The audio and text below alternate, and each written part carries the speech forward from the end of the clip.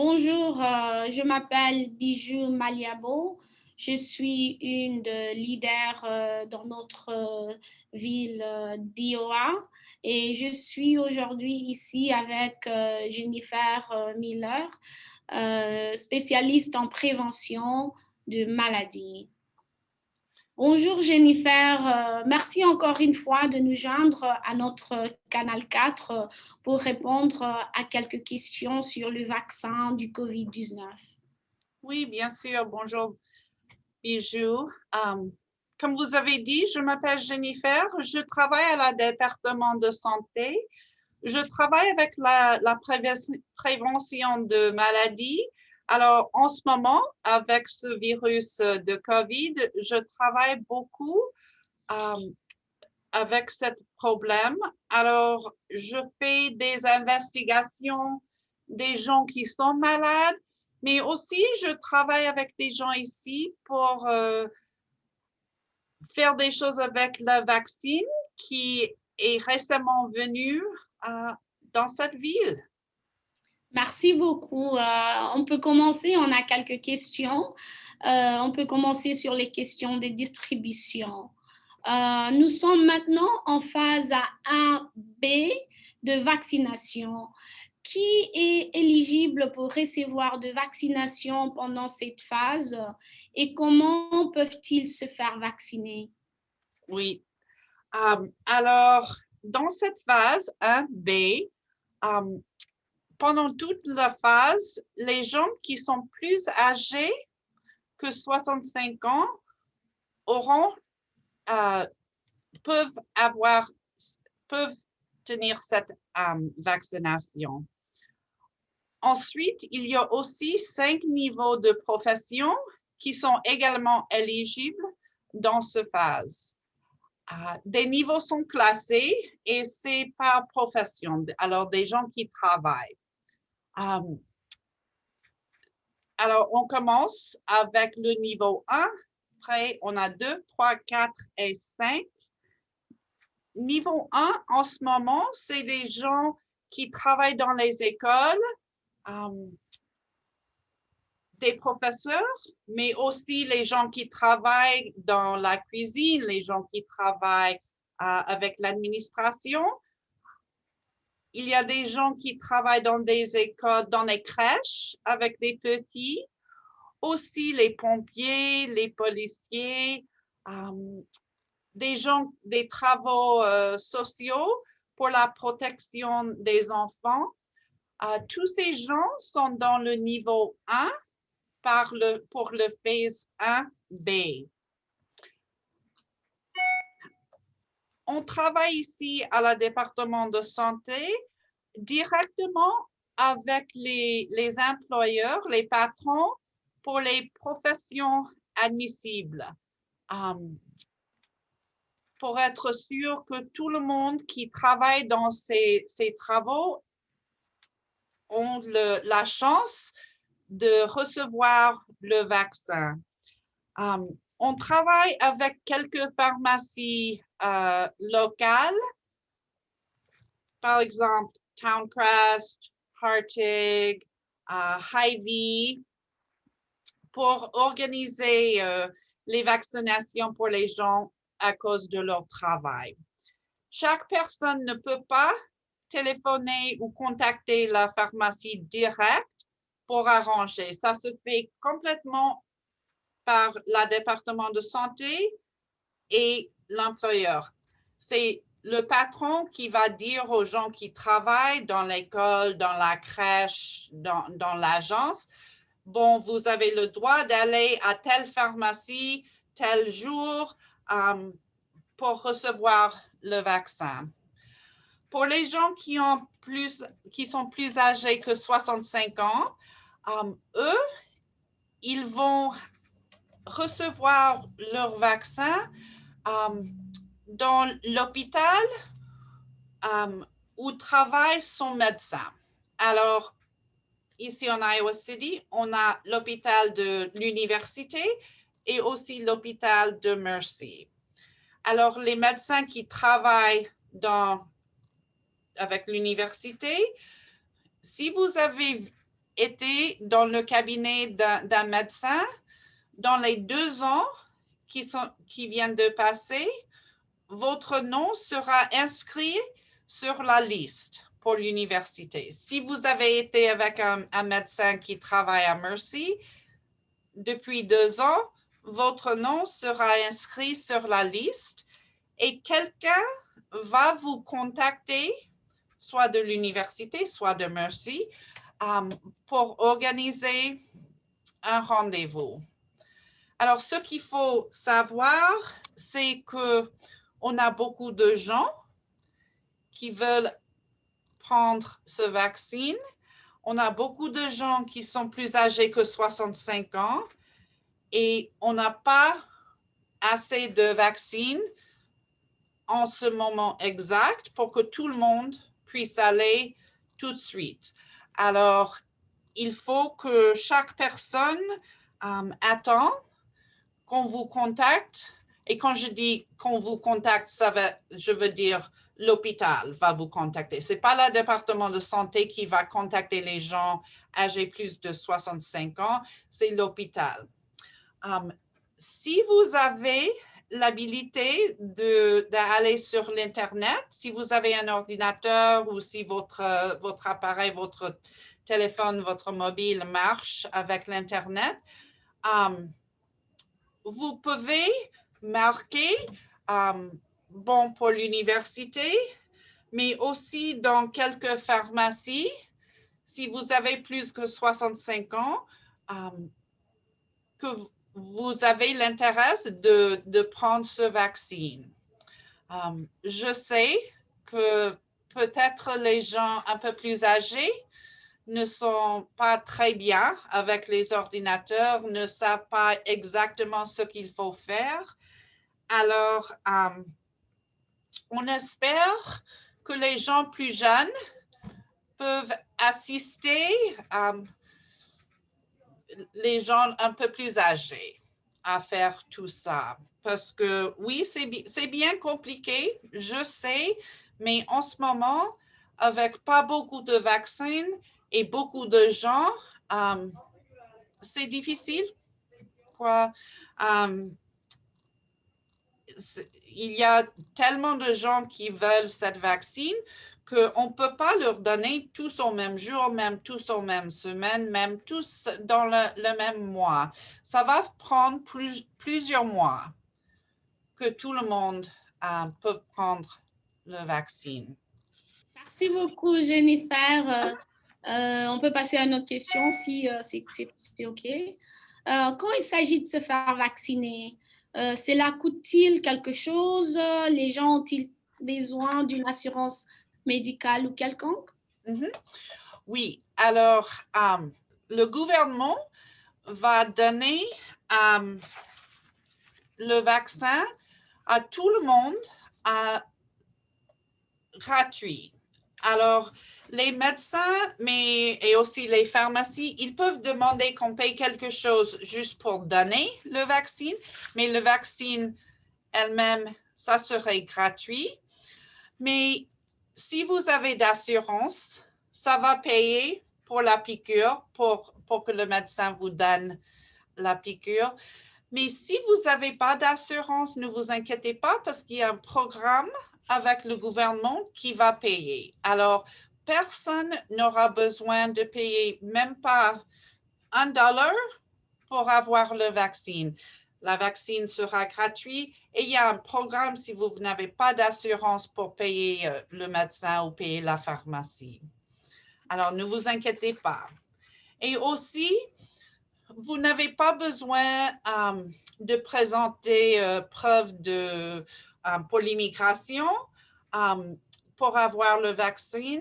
C'est pas grave si vous n'avez pas de papier pour montrer que vous êtes là, ici aux États-Unis, légalement. Ça n'a pas ça fait rien avec cette vaccine. Merci beaucoup. Nous savons que ces processus prendra du temps en raison de la forte demande, parce qu'il y a beaucoup de demandes, l'offre est limitée. Que pouvez-vous dire aux gens sur le calendrier du processus, comme un temps précis? Mhm, mhm. Bah, nous sommes heureux qu'il y a beaucoup de gens qui veulent se faire vacciner. Et on est contente qu'on peut bien travailler avec les hôpitaux et aussi les pharmacies ici en ville, mais c'est difficile à dire, vraiment, parce que on pense que dans les mois qui viennent, on va avoir plus et plus et plus de vaccins. Alors, je pense que ça va accélérer même dans un mois, mais pour le moment, on dirait que ça va prendre plusieurs mois. Alors, peut-être dans l'été, on aura assez de vaccins que tout le monde peut aller n'importe où, dans une pharmacie, vous téléphonez, vous dites, oui, je veux un rendez-vous et la semaine prochaine, c'est fait. Mais en ce moment, ça ne se passe pas comme ça. Il faut attendre. Il faut être prêt. Quand la pharmacie ou quand l'hôpital vous appelle, il faut répondre. Il faut prendre le téléphone. Il faut rappeler s'il vous laisse un message. Parce qu'il n'y a pas beaucoup de chance. Alors, si vous avez la chance et on vous dit la semaine prochaine, jeudi, il va falloir vous arranger pour y être, parce que sinon, ça va être plusieurs semaines, même plusieurs mois, que vous avez une autre chance. Alors, pour le moment, c'est difficile, mais je pense que dans quelques mois, ça va devenir plus facile. Merci beaucoup. Et où est le meilleur endroit pour obtenir des informations sur le moment où je pourrais me faire vacciner? Y a-t-il un numéro de téléphone ou quelque chose que je peux recommander à ma famille ou à mes amis qui n'utilisent pas, par exemple, Internet ou les réseaux sociaux? Mhm. Et malheureusement, en ce moment, il n'y a pas un endroit où on peut appeler. Comme j'ai dit, si vous avez été patiente soit avec un médecin de Mercy, soit avec un médecin de l'université, dans les 2 années qui viennent de passer, votre nom, si vous avez plus que 65 ans, sera sur une liste. Alors, si c'est ce qui est passé, vous n'avez pas besoin de téléphoner, vous n'avez même pas besoin de vous enregistrer sur l'Internet. Mais si vous n'avez pas été patiente, si il y a plus que 2 ans, ça serait nécessaire que vous trouviez quelqu'un pour vous assister, un ami, quelqu'un dans la famille, pour arranger, pour vous enregistrer. Vous pouvez vous enregistrer avec l'université, mais aussi dans les pharmacies. Mais il faut vous enregistrer en chacun. Alors, il n'y a pas une place où vous pouvez être dans toutes les listes. Alors, il faut contacter Hy-Vee pour vous enregistrer. Il faut contacter Nucara pour enregistrer. Il faut contacter Towncrest pour enregistrer. Il faut contacter l'université pour enregistrer.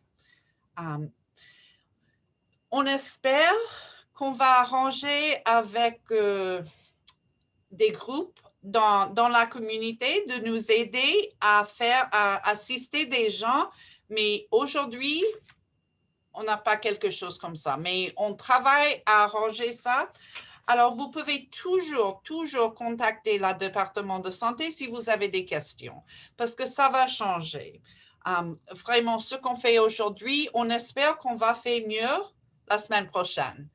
Alors, si vous avez quelqu'un dans la famille qui ne sait pas utiliser l'Internet, appelez dans 2 semaines pour demander si on avait arrangé quelques moyens pour assister. Et on travaille avec les groupes pour les gens âgés, aussi pour peut-être arranger un programme d'assistance pour enregistrer.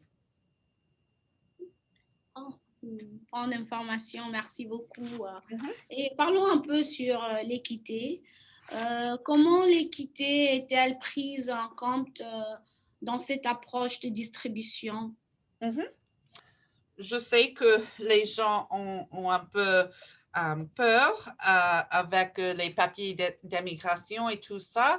Et aussi, c'est des problèmes pour les gens qui ne parlent pas anglais de comprendre exactement comment ça se passe. Alors, ici, dans le département, on a des gens qui se mettent ensemble tous les semaines pour regarder tout ce qu'on a fait dans la semaine qui passe et pour marquer, pour voir si on avait fait ce qu'il faut de donner l'information aux gens qui ne sont pas, qui ne lisent pas en anglais, qui ne parlent pas anglais.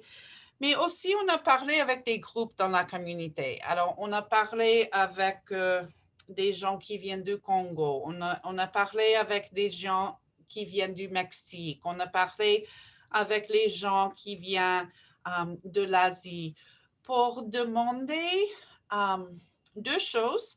Alors, comment c'est la façon meilleure pour leur donner l'information, mais aussi pour comprendre peut-être un peu mieux s'il y a des choses qui gênent. Parce que peut-être quelqu'un qui vient de Mexique pense des vaccins quelque chose de différent que quelqu'un qui est né en Iowa, mais aussi différent que quelqu'un qui est né en Asie. Alors, on veut savoir des pensées culturelles qui va peut-être changer comment les gens pensent pour la vaccination. Comme ça, on veut leur donner l'information dans leur langue pour que ça peut leur aider à comprendre un peu mieux. Merci beaucoup. Parlons d'équité. Le gouvernement fédéral a déclaré que le vaccin était accessible à tous, y compris les immigrants sans papier, comme vous l'avez dit aussi. Ils ont ajouté que les agences d'immigration ne mèneront pas d'opérations d'application à proximité de sites de vaccination. Mais certains immigrés sans papier craignent toujours d'aller se faire vacciner. Devraient-ils s'inquiéter? Non, non, vraiment, ils ne devraient pas, mais je comprends que c'est quelque chose qui leur gêne vraiment. Ça cause beaucoup de peur pour les gens. Alors, nous travaillons pour communiquer tout ce qu'on peut avec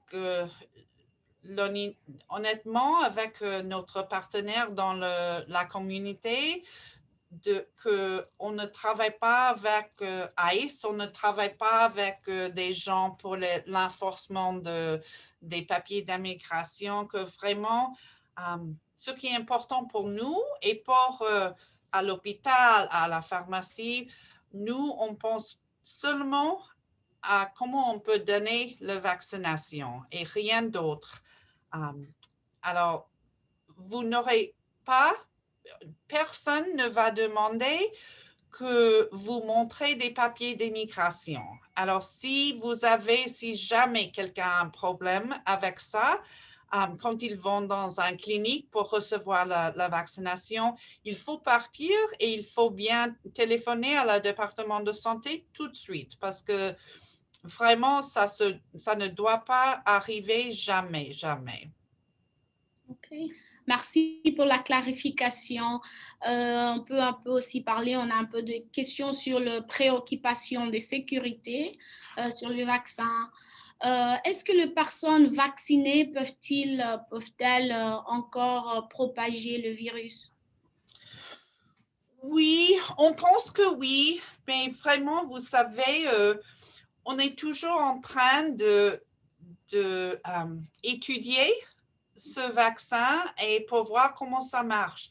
Mais pour le moment, on pense qu'il y a une chance, pas très grande, mais il y a toujours une chance que les gens qui sont vaccinés seront infectés avec le virus, mais à cause du vaccin, ils ne seront pas malades. comme ils ne sont pas malades, ils ne savent pas qu'ils ont le virus dans le corps et qu'ils peuvent le donner aux autres. Alors, à cause de ça, pour le moment, on dit que c'est très important, même les gens vaccinés doivent toujours porter des masques, oui, et de rester 2 mètres des autres quand vous êtes en public, quand vous n'êtes pas chez vous. Je pense dans quelques mois, on saura plus de comment marche exactement ce vaccin. Mais même qu'on sait que les gens peuvent transmettre cette virus, même s'ils ont eu le vaccin, on sait aussi que ce vaccin marche très, très, très bien, qu'on ne devient pas malade. Alors, surtout pour les gens âgés, de ne pas devenir malade, ça veut dire de ne pas aller dans l'hôpital, ça veut dire de ne pas mourir. Alors, même si on peut devenir un peu malade avec le virus, ce vaccin arrête qu'on devienne très, très malade. Merci. Certaines personnes peuvent être préoccupées par le fait de se faire vacciner. Que dites-vous à ceux qui s'inquiètent à la sécurité du vaccin?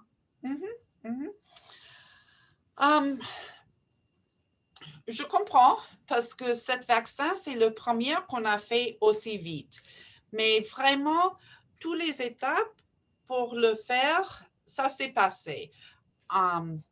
Pour les autres vaccins, on a pris plus de temps, mais on n'a pas manqué des étapes. On a fait chaque chose qu'il faut pour créer le vaccin, pour faire des examens, pour faire des tests, mais aussi pour regarder tous les résultats pour être sûr que ce n'est pas dangereux. Alors, les scientifiques, les médecins, ils ont fait tous ces examens. Ils les ont fait vite parce qu'on avait besoin. Alors, je suis contente qu'ils avaient travaillé aussi vite, que ça peut marcher, mais vraiment, ils n'ont pas manqué des états. Il n'y a pas des choses qu'ils n'ont pas fait. Ils ont fait toutes les choses très vite. Merci encore.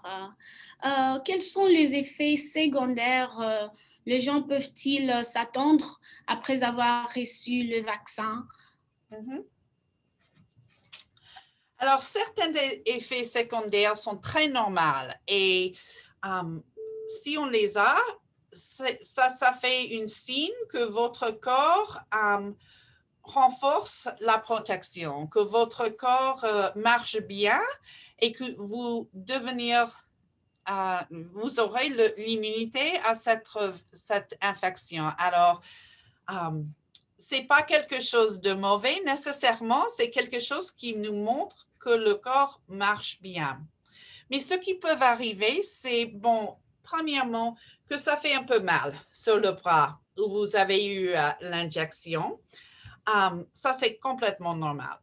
Mais aussi, on voit qu'il y a des gens qui ont une fièvre, pas pour très longtemps, mais peut-être 24 heures, qui ont une fièvre, mal de tête, aussi qu'ils ont des frissons, qu'ils se sentent très fatigués, qu'ils n'ont pas beaucoup envie de manger.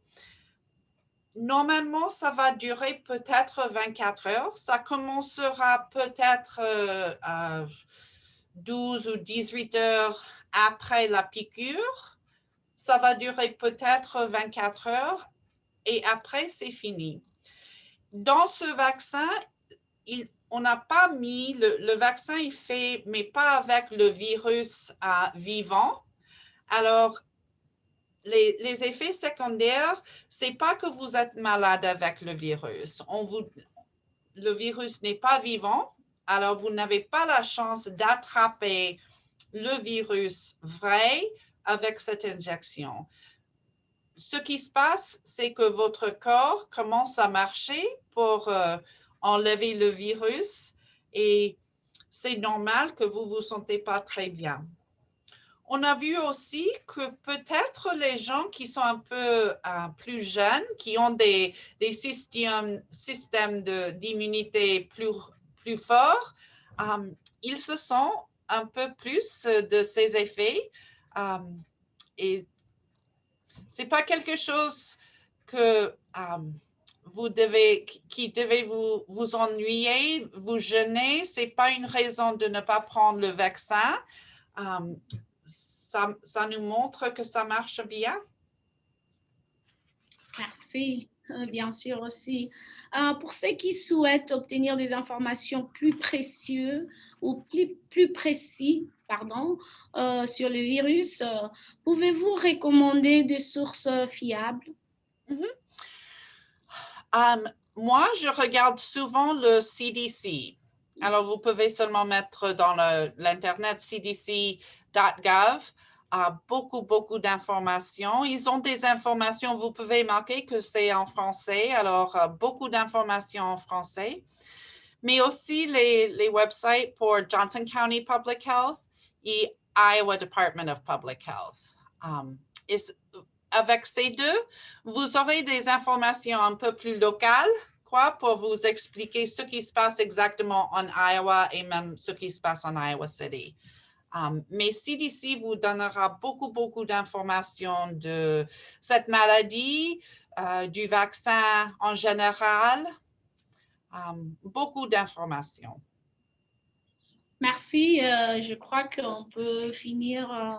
Il y a beaucoup de gens qui posent trop de questions qu'on devrait répondre. Je vous remercie beaucoup d'être ici. Il y a quelque chose que peut-être on a oublié de parler ou on peut dire juste quelques phrases pour notre communauté avant qu'on puisse finir. Seulement, j'aimerais dire que j'espère que les gens, que chaque personne pensera bien fort de ce vaccin pour décider si c'est la bonne chose pour eux-mêmes. J'espère, pour moi, c'est la bonne chose. Moi, je vais la prendre quand j'aurai la chance. Mais vraiment, je comprends que les gens, ils ont peur, mais si vous avez peur, s'il y a quelque chose qui vous gêne, s'il y a une raison qui vous inquiète, s'il vous plaît, regardez sur l'Internet, sur CDC, téléphonez à la département de santé, demandez à votre médecin, parce que ce virus, ça continue après 1 an dans la ville. On sait tout le monde, on sait que la vie a changé et c'est très difficile. Alors, ce vaccin, ça nous donne d'espoir, oui, qu'on va pouvoir reprendre nos vies comme on les connaît. Et ça va faire que les gens ne deviennent pas malades. Alors, c'est très important de ne pas répondre avec la peur. Si vous avez peur, demandez. C'est important de savoir tout ce que vous pouvez sur ce vaccin, de ne pas faire une décision avec peur. Merci beaucoup, Jennifer, d'avoir répondu à ces questions et de fournir des informations très précieuses, très importantes pour notre communauté sur le vaccin du COVID-19. Merci de nous avoir aussi précisé et j'espère que ça a répondu à beaucoup de questions que les gens avaient et merci encore une fois et à Merci. bientôt. Bisous.